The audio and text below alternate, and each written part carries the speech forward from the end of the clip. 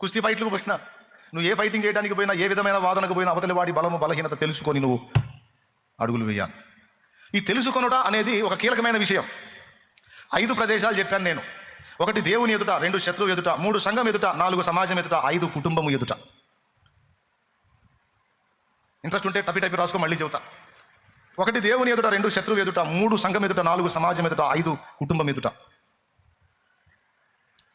5 ప్రదేశాల గురించి నేను మాట్లాడాను, 5 వ్యక్తుల గురించి నేను మాట్లాడాను. 1 దేవుడు, 2 శత్రువు, 3 సంఘము అంటే మనం, 4 సమాజం అంటే బయట ఉన్న ప్రజలు, 5 కుటుంబం అంటే మన ఫ్యామిలీ మెంబర్స్ అండ్ రిలేషన్, బంధుమిత్రులు. మనం ఈ భూమి మీద ఉన్నంత కాలం ఈ 5 ముందు నడవాలి. ఈ 5 ముందు మనం నడవాలి. అసలు వీళ్ళు ఎవరితో నాకు సంబంధం లేదంటే అడవిలోకి పోవాలి. అడవిలో పోయినా 2 ఉంటారు, దేవుడు ఉంటాడు, సైతాన్ ఉంటాడు. అడవిలో కూడా శత్రువులు ఉంటాయి, పాములు, జంతువులు అవి కూడా ఉంటాయి. ఇక్కడ ఈ సమాజం నుంచి బయట పోతే అక్కడ ఒక సమాజం ఉంది, అడవిలో జంతు సమాజం. దాని ముందు ఎలా నడుచుకోవాలో కూడా తెలుసుకొని ఉండాలి. టోటల్గా ఈ భూమి మీద మనం బతికున్నంత వరకు ఈ 5 ఎదుట మనం బ్రతకాల్సి ఉంది అనేది మీకు అర్థమైందని అనుకుంటున్నాను. ఎందుకంటే ఇప్పుడు 3 సార్లు చెప్పాను కాబట్టి. ఒకసారి స్తోత్రం చెప్పండి మీరు. మొట్టమొదట దేవుని దగ్గర. ఇప్పుడు దేవుడు మనకు తోడై ఉంటే వరుస విజయాలు అని చెప్పాను, అపజయాలు కూడా విజయాలుగా మారతాయని చెప్పాను. ఒకడు మనల్ని పడద్రోద్దామని తోచినా కూడా అది మనం పోయి సింహాసనం మీద కూర్చోడానికి కారణమైంది అని చెప్పాను. బైబిల్ గ్రంథంలో మీకు ఎన్నోసార్లు చెప్పాను, మళ్ళీ ఒకసారి గుర్తు చేస్తాను. యెహోవా యోసేపునకు తోడై ఉండెను అనుంది. యోసేపుని అన్నలు అమ్మేశారు. సంతలో పశువులాగా బంధించబడిన వాడై ఐగుప్తు మధ్యలో సంతలో పశువును అమ్మినట్టు యోసేపును అమ్మారు. సొంత అన్నలు ఇష్మాయిలీలకు అమ్మితే వాళ్ళు పోయి యోసేపును ఐగుప్తులో అమ్మారు. 2 సార్లు అమ్మబడ్డాడు యోసేపు. స్తోత్రం చెప్పండి. ఎందుకు అమ్మబడ్డందుక కాదు, మీకు ఏకాగ్రత రావడానికి. 2 సార్లు అమ్మబడ్డాడు. ఒకటి అన్నల చేత అమ్మబడ్డాడు, వాళ్ళ దగ్గర కొనుక్కున్నాడు, ఇంకొకళ్ళకి అమ్మారు, వాళ్ళ దగ్గర నుంచి కొనుక్కున్నాడు పోతీఫెరు. యోసేపు జీవితాన్ని మీరు గమనించినట్లయితే పాపం అడుగు తీసి అడిగేస్తే అగసాట్లే. సొంత వాళ్లే ద్వేషించి, సొంత వాళ్ళ చేత అమ్మబడిన వాడై, అవమానపరచబడిన వాడై, కొట్టబడిన వాడై, చావు గోతిలోనికి నెట్టబడిన వాడై నానా బాధలు పడ్డాడు. ఇన్ని బాధలు తీరి పోతీఫెరో ఇంట్లో చేరాను, మహారాజు ఎట్లనో పని చేయొద్దురా, పనుల మీద నాయకుడు అయి ఉండన్నాడు. అమ్మయ్య బతికిపోయాను అనుకుంటే అక్కడ అమ్మగారికి తెగులు పుట్టింది.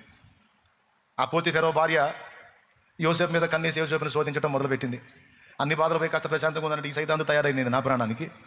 నా వెంటబడింది, నేను అమ్మా నువ్వు నాకు తల్లిదండ్రులు నా జోలికి రావద్దని మొత్తుకుంటున్నాడు. ఆయన వదిలిపెట్టట్లా. పలుమార్లు విసిగిస్తూ వచ్చింది, లోబడలేదు. చివరికి ఒక రోజు ఎవ్వరూ లేని టైంలో సింగిల్గా చిక్కాడు. అన్ని డోర్లు క్లోజ్ చేసి పడేసి, రాయ్ మర్యాదగా నేను చెప్పినట్టు వింటావా, లేకపోతే నీ మీద నెపము నింద వేసి నిన్ను జైలు పాలు చేయమంటావా అని బెదిరించింది. నా మాట విన్నావంటే స్వర్గ సుఖాలు, వినలేదంటే నీకు నరకమే గతి, జాగ్రత్త అంటే. అవసరమైతే నేను ఏ బాధ అయినా పడతా కానీ నన్ను నమ్మి ఇంటి మొత్తాన్ని అప్పచెప్పాడు యజమానుడు నిన్ను తప్ప, కాబట్టి నేను ఆయనకు ద్రోహం చేయలేను, నా దేవుని ఎదుట ఇటు పాతకం నేను కట్టుకోను అని ఆమె పలికింది. ఆమె ఎదుట ఆయన పలికాడు. ఫలితంగా ఆమె అతని మీద నింద మోపింది. ఆ నింద ఏమిటంటే అతడు నన్ను బలాత్కారం చేయబోయాడు అని. దాని ఫలితంగా ఆయన జైలు పాలయ్యాడు. ఈ రకంగా పాపం ఎక్కడికి పోయినా ఏదో ఒక సమస్య.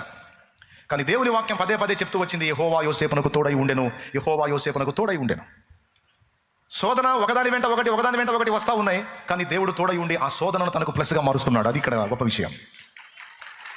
శ్రమ ఒకదాని వెంట ఒకటి వస్తుందన్న. శ్రమ వస్తుంది, కానీ దేవుడు తోడై ఉండి ఆ శ్రమని ప్లస్గా మారుస్తున్నాడు. ఒకసారి పక్కన వాళ్ళ ముఖాలు చూడండి, చేతులు కలపండి, ఒకసారి వందనాలు చెప్పండి. దేవుడు మనకు తోడై ఉంటే జరిగే మేలది. ఓకేనా? రైట్. ఇప్పుడు దేవుడు ఆ విధంగా తోడై ఉండి మన వైఫల్యాలు కూడా మనకు విజయాలుగా మార్చాలి అని అందరికీ ఆశ ఉంది. నా అగసాట్లు కూడా దేవుడు అలాగే దీవెనకరంగా మారితే బాగుండన్నయ్యా అని మీరు అనుకుంటారని నాకు తెలుసు. తప్పకుండా మారుస్తాను. దానికి ముందు దేవుడు నీకు తోడై ఉండాలి. దేవుడు నీకు తోడై ఉండాలంటే నువ్వు దేవుని ఎదుట నడుచుకునే విషయంలో ఆయన మనసు తెలుసుకొని నడవటాన్ని సాధన చేయాలి.